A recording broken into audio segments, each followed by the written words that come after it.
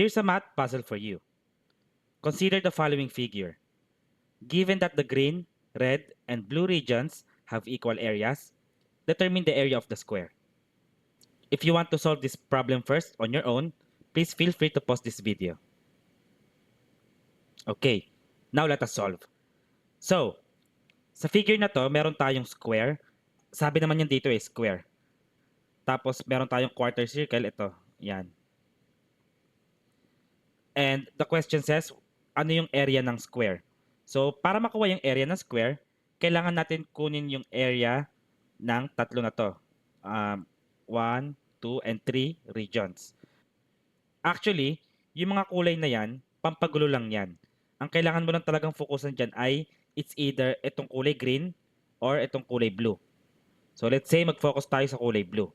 Okay? And since this is a square, meron tayong right angle dito. Okay? And assume natin na yung side length or yung leg na to ng right triangle na kulay blue, tawagin nating X. Tapos, yung height naman, tawagin nating Y. So ito, yung height ng right triangle na to, tawagin nating Y. Okay. Also, given din sa atin, itong hypotenuse ng right triangle na kulay blue. Yung hypotenuse na yan, kung mapapansin ninyo, ayan din yung radius ng ating quarter circle. And ang radius ng quarter circle ay ito daw, 13 cm. So, ibig sabihin, 13 cm to. Okay? Ngayon, balik muna tayo sa area. Para malaman natin yung area ng square, so that area of the square is equal to the sum of the areas of the green region plus the area of the red region plus the area of the blue region. Kaya lang meron tayong condition din. Ang sabi, these regions have equal areas. So we can assume na kung ito ay area B, area ng kulay blue, therefore, area ng red is equal to area rin ng blue. Tapos yung area ng green, equal din yan kay area ng blue. So, ito kung sa-substitute natin, area ng green, equal daw yan kay area ng blue, plus area ng red, equal din yan kay blue, plus area ng blue. Or in short, ang formula ng area ng square natin ay 3 times the area of the blue region. So, ito yung kailangan natin.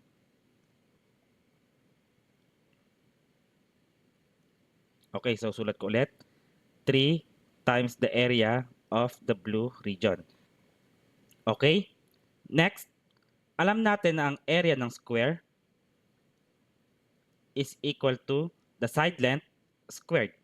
And ang side length ng square natin ay x. So, the area of the square is x squared. Tapos, the area of the blue region, yung right triangle, is equal to 1/2 times base times height. Area ng right triangle. Ang base is x, ang height is y. 1/2 xy. Ngayon, ang gagawin natin, substitute natin. The area of the square, right here, is x squared. Meanwhile, the area of the blue region is 1/2 xy. So, substitute tayo. Area of the square is x squared equals 3 times the area of the blue region, 1/2 x times y. Proceed tayo.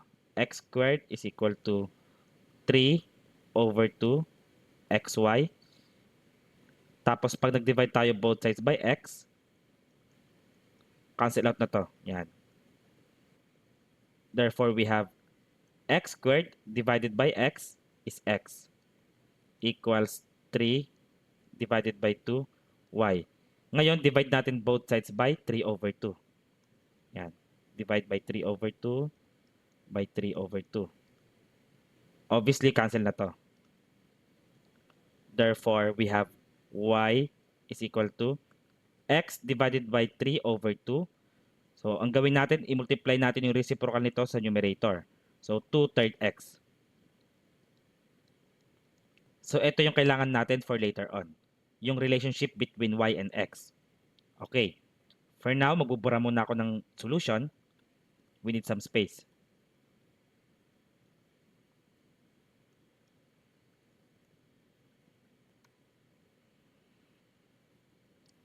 Sabi nga natin, y is equal to 2/3 x.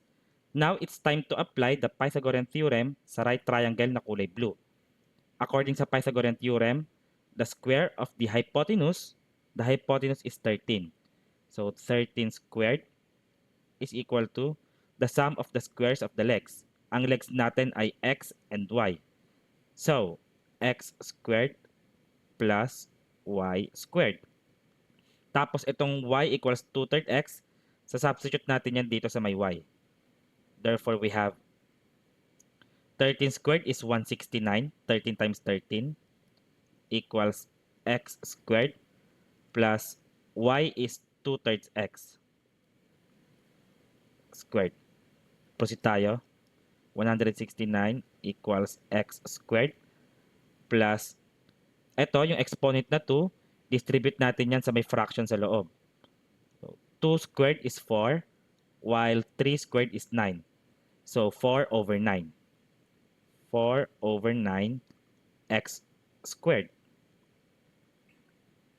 Next, 169 is equal to, ilabas natin yung common factor ng right side. The common factor is x squared.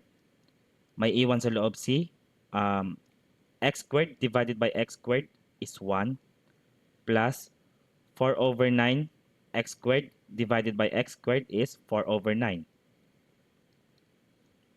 Next, divide both sides by 1 plus 4/9.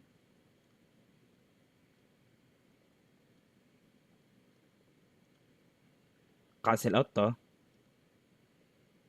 Let me delete this first. So, meron na tayong x squared is equal to, eto, 169 divided by 1 plus 4/9. So, obviously, kailangan natin add. And then, itong 1, papalitan ko yan ng 9/9. 9 divided by 9 is equal to 1. And at the same time, parehas na ang denominator. Mapagpa-plus na natin. 9 plus 4 is 13. So, this is equal to 169 divided by 13/9. Simplify natin. 169 and then times sa reciprocal nito. Times 9/13. 169 divided by 13 is 13, while 13 divided by 13 is 1. Tapos 13 times 9 is 117. So, ito yung x squared. Okay? Ito. And, balikan natin yung kailangan, the area of the square. And recall natin, the area of the square is equal to x squared. Kasi yung side length ng square ay x. And ang x squared, ito daw yon, equal kay 117.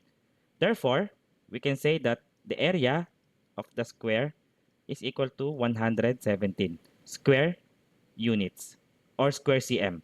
May binigay pala sa ating dimension, which is centimeters.